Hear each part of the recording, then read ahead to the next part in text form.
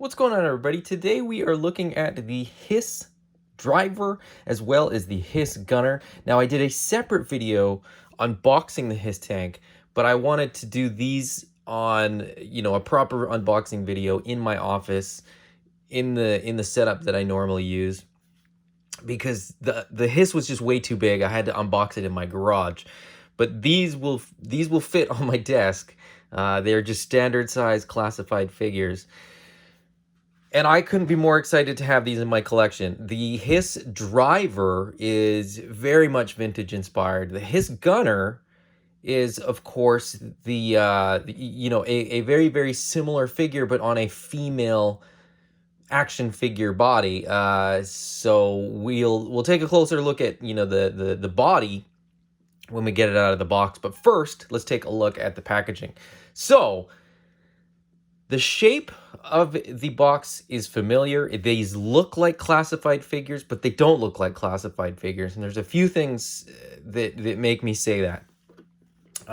So first, looking at the HISS driver, we get the full art on the front there. Cobra HISS driver down at the bottom. Now, the very first thing that stands out is that this front does not look like anything we've seen before. It's not the digital render with sort of the loadout in the corner and then some art. The HasLab figures are unique. You get the Cobra HISS logo up at the top. You get the HasLab logo on the front of the box. And this is full art on the front. You get a little bit of that blueprint thing going on the top, which we saw something similar on the box for the HISS tank itself. And then on the side where we normally get the designations for the specialties and stuff like that, you get the Cobra HISS logo and the 788 Mark 1 GH7C. It also notes that these are 6 inches. Or 15 centimeters, which normally, you don't see on this side. On the other side is where we get the actual specialty sort of abilities call out. And this figure is number 99 in the series. So that is probably going to infuriate the completist collectors who have, a numbered series up till these the HISS tank figures, because they came with the HasLab. Now this also has Cobra HISS or Cobra high speed sentry driver. So the HISS, of course, is the high speed sentry. So there you go. A couple other things. You get the Semper Fidelis Serpens logo on the bottom there, which you get on a bunch of the different card art and sort of box art for the HISS. And the back is more of a blueprint. And the one thing that I noticed that neither of these has is legalese. There's no legalese. So because these are already in a package, and because that package is not a retail item, you don't get the legalese. So the whole package is just kind of the package. You don't have to save room. On a typical classified figure, there's about half the package that's legalese. At the bottom, you do get, made in China and a couple little things, but that's it. So, you get the figure, you get the rifle, you get the pistol, and then you get the 2 fists on the back there, which is cool. And then, of course, we get the HISS gunner as well. So you get the full art on that. You get the Cobra HISS logo on that side. You get the specialties there. And then number 101, for anybody keeping track, is the HISS gunner. On the back, a way better loadout. That was the very first thing that I noticed when I sort of compared these and took a look. The driver comes with a rifle, a pistol, and 2 fists. The gunner is gunner by name, gunner by nature. So you get that same rifle, you still get 2 fists, you still get the pistol, but you also get another great big gun of some sort. You get a shovel, you get a pick with sort of a hammer on it. So I'm pretty excited to take a closer look at these, because the accessories are pretty cool, and they're going to be a lot of fun and they're going to fill the HISS Tank weapons rack that comes in the HISS Tank. But before they can do that, we got to get these out of the box. So here we have the figures out of the box. We have the driver as well as the gunner. First impressions, there's a bunch of glossy stuff on here, which is a lot of fun. So they're going to share a lot of similarities. So if I call out details on one, I might not call out the same detail on the other one. But as far as parts reuse, and this, I had to look really closely, and I'm not even 100% certain about all this, but the torso on this, I believe, is the same as the Cobra Infantry. Other than that, I'm pretty sure that the driver is all new parts. That is not the case with the gunner. So the gunner shares a lot of parts with the Cobra Valkyrie. I'm pretty sure the head, the vest, you know, the sort of over vest part, the belt, and this wrist gauntlet, which we'll talk more about. And then the lower legs are new, but the upper legs, the waist, the full torso, and the full arms, like shoulder, bicep, you know, forearm as well as hand. I think that's all Valkyrie. So there's a lot of reuse in the gunner. But that being said, you know, when I compared this to the Valkyrie, you wouldn't notice. You wouldn't really mind, because the things that are unique on this, the vest and the lower legs, are quite unique. I mean, you get that very reflective armored leg, which doesn't look anything like the Valkyrie leg.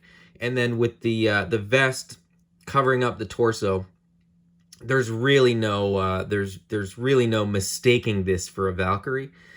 The belt is brand new as well, so that covers up a lot of that waist piece. And the Valkyrie has a very different belt, so you really don't notice. The head sculpts on both of these are really fantastic.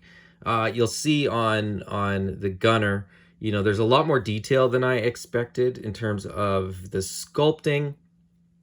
The paintwork is pretty good. It's a little bit sloppy, like some of the details where the black is painted over on the hands is a little bit, could be a little bit better. There's the other thing that's sort of noticeable and a little bit annoying, but I'm sure that I'll completely forget about it later, is that most of this is molded in this red plastic, but then the head, I think, is black plastic painted red, and the vest is black plastic painted with the red, the blue, and then the silver. It looks really good, but it does feel a little bit jarring because the paint is much glossier than the red plastic is. As I said, it's more of a nitpick than it is a complaint. The figure doesn't look bad. It's just I noticed that sort of right out of the box. The legs, the armored legs, look really, really good. There's a nice gloss to them. Plenty of sculpting as well in the legs. You know, all of it is sort of paneled, and it looks very much like armor, like I said, and it looks really, really good. Then, as I mentioned, there's this wrist overlay that looks like it sort of controls for something on the HISS Tank. You know, you've got different bars and stuff like that, and a bunch of buttons on the wrist, and that's free floating. That just floats on the wrist, so you can rotate that and sort of get whatever angle you need if you're doing toy photography or something like that, where you know, you want to get her into a pose where she's looking at that, or you know, tapping that or whatever. But yeah, they both look really, really good. As I said, there's a lot. I think there's a lot more new parts on this guy. The elbows I don't remember ever seeing before. The hands and arms I don't remember ever seeing before. As I said, the torso I think is the only thing that's reuse. New belt, new head, new cover for the vest, new pistol holster. And again, the legs are brand new. Obviously, it's a very, very unique leg. It would be pretty obvious if we'd seen this leg before. As far as the articulation goes, there's a funny articulation point. They do sort of a boot cut, but it's at the ankle. I'm not a big fan of these like ankle cuts. It doesn't look quite right in the sculpt. I'm okay with a boot cut where there's a natural boot cut. This is not a natural boot cut. Like there's a flat part on the front of the leg, and so when you rotate that, it does look a little bit odd. But that being said, the driver is going to be in the HISS Tank anyway, so I'm probably not really going to lose much sleep over that, if any. And again, this guy has the same wrist communication or sort of controller. You can see there, it's got buttons, it's got, it looks like a Nintendo controller, to be honest. Like it's got sort of an 80s feel to the buttons, and everything about it just sort of fits the aesthetic for this guy. Nothing crazy. I mean, articulation wise, apart from that ankle rotation, you get standard classified figure articulation, so I'm not gonna bother going over that because you've seen it before. What is unique for these guys, though, apart from the body parts that I mentioned, is all of their accessories. So if I can get this guy to stand up, we can take a look at the accessories.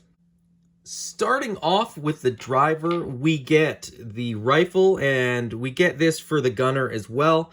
It is a new weapon that we haven't seen before. So you get the sort of small, short rifle, or it's probably not a rifle. I don't know what it's called. Dom? Inform me.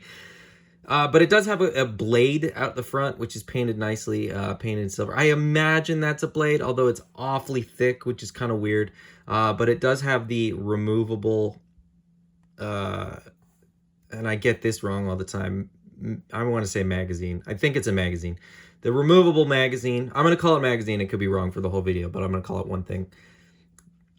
So that it's just a really cool kind of futuristic looking weapon. I don't know that it's based on anything in the real world, and I'm okay with that. I certainly don't mind. I've said a million times, I actually prefer, when classified is less based in reality. We get this pistol as well, and the gunner comes with this same pistol. It fits in the holster for either of them.